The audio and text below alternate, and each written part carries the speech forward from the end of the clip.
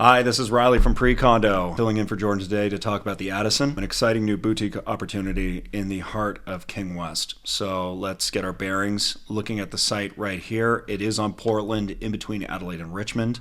Here we have the major intersection, King and Portland. So anyone who knows this area will easily be able to vouch for it being some of the best hospitality, restaurants, and nightlife that the city of Toronto has to offer. The location is incredibly prime. You are in between prime Queen West, that has all the restaurants more so west of Spadina, and then major flagship retail running east of Spadina.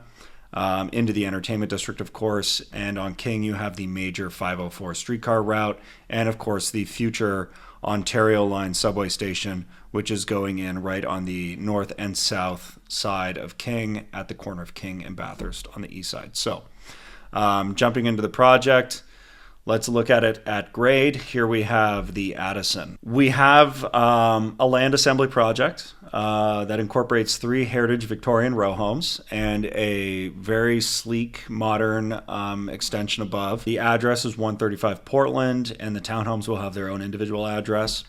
It is keeping the heritage red brick and streetscape while building upon it a great mix of old and new in the community. So quick facts.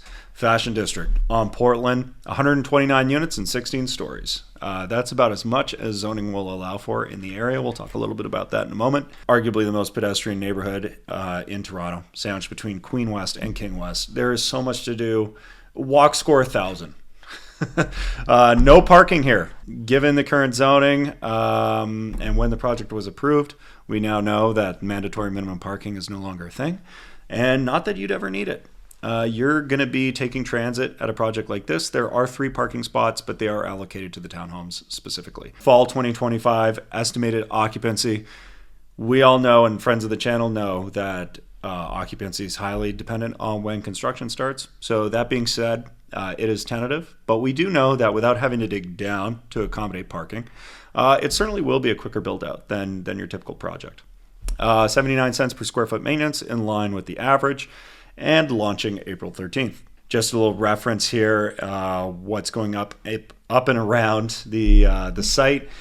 Not much, as you can see. A lot of the density being packed over towards Front Street, over into the entertainment district. The zoning down at King and Bathurst and Spadina and King is relatively low rise.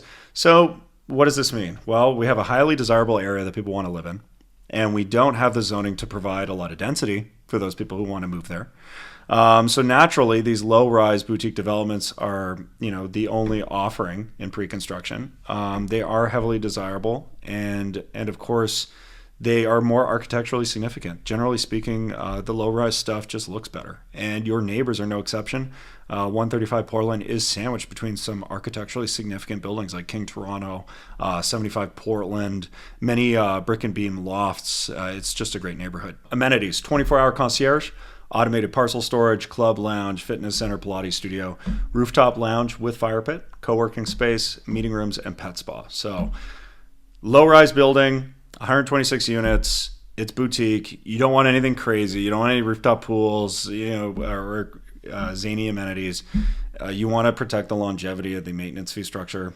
So keep it simple. I wouldn't be surprised if that 24-hour concierge gets knocked down a bit in terms of, maybe 9 to 5 part-time with a 24-hour on the weekend, just to keep maintenance fees low going into the future.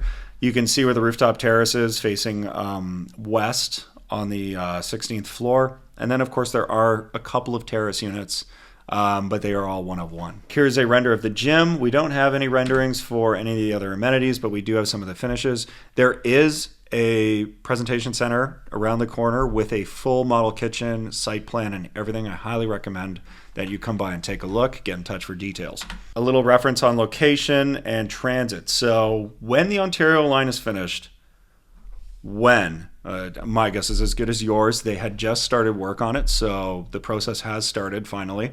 I don't think it will be ready for 2026, but it will certainly be further along by the time this project is finished. It will be a 6-minute walk away, but you don't need to bank on it.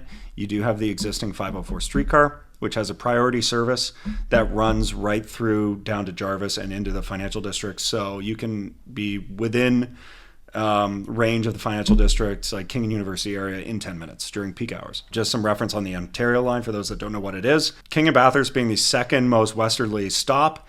It is right after Exhibition/Ontario Place in Liberty Village, where the GO line and the Ontario line cross over. And then, of course, the Ontario line will take you across Queen, east towards downtown and connect you with the University and Yonge lines. So much needed transit relief for the City of Toronto. Nearby amenities, we have the Well, opening summer 2023. So been under construction for a few years. This will bring a massive commercial and retail component to the neighborhood that residents will be able to benefit from. Millions of square foot in retail opportunity. So definitely an exciting prospect for the neighborhood.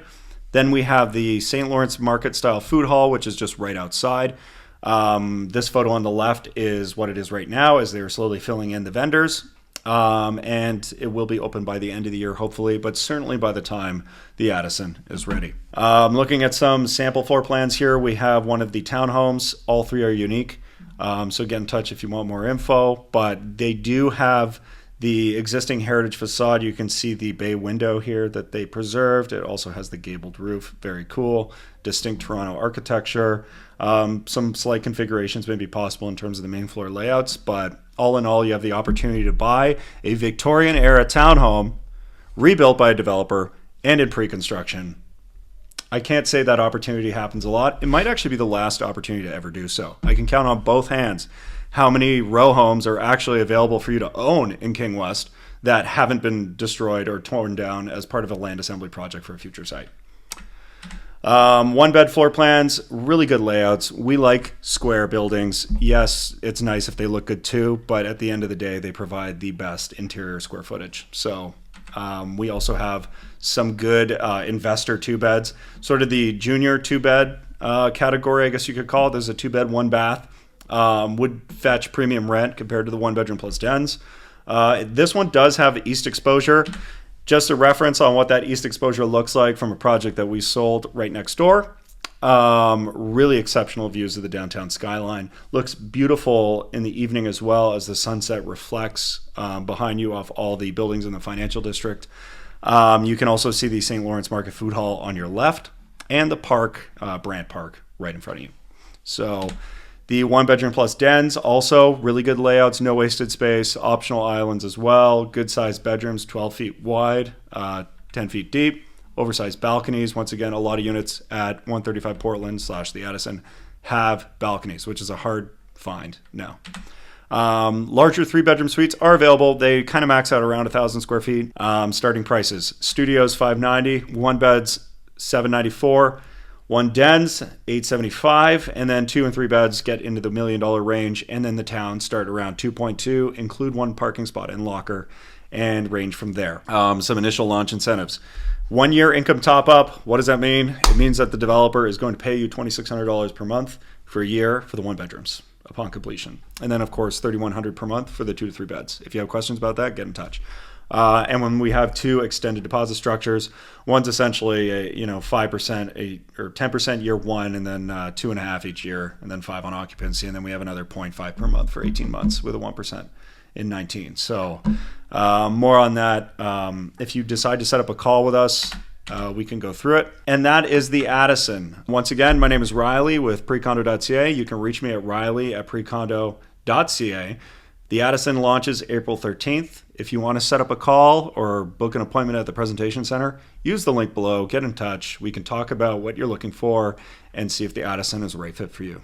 Take care.